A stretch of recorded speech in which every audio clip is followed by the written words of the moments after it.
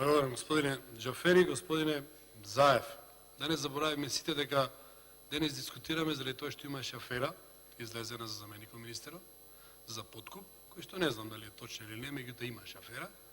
Афера за подкуп за кој што сте повеќе и повеќе вие како влада, вие заштитен знак. Имајте го тоа во предвид. Второ, кажете ни како ние како пратеници да ви веруваме дека предлогот кој што го дава да заменик министер е добар и дека ќе има успешно работење во својот ресор. Кога до сега дававте многу, бескрајно многу ветувања. Толку многу ветувања што на еден начин сега и вие сте во незгодна ситуација да исполните дел од тие ветувања и да се оправдате пред граѓаните дека нешто сте направили. Да спомнам, број на министерства помалку 20. Директно зависи од вас.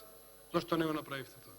Чист воздух. Кога ќе дојдете на власт, воздухот ќе биде чист во Република Македонија.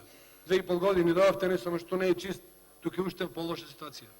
Да се вратиме на здравството, бидејќи дискутираме за заменик министер за здравство.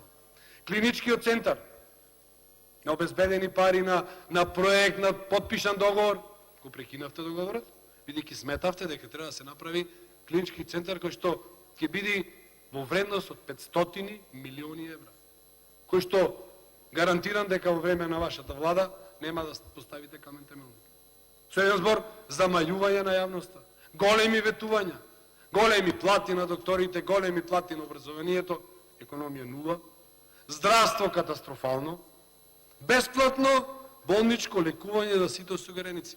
Тоа вие го ветувавте во првите 6 месеци. Ветувавте реконструкција и опремување на клиничките болници во Република Македонија. Не гледам аз дека такво нешто се случува. Замена на терминот, мој термин со нов термин, истиот го ставивте, го надградивте, гледам, вклучивте тука и блиски, роднини и пријатели да учествуваат во тој проект. Нов закон за докторска дејност, и тоа го нема нигде.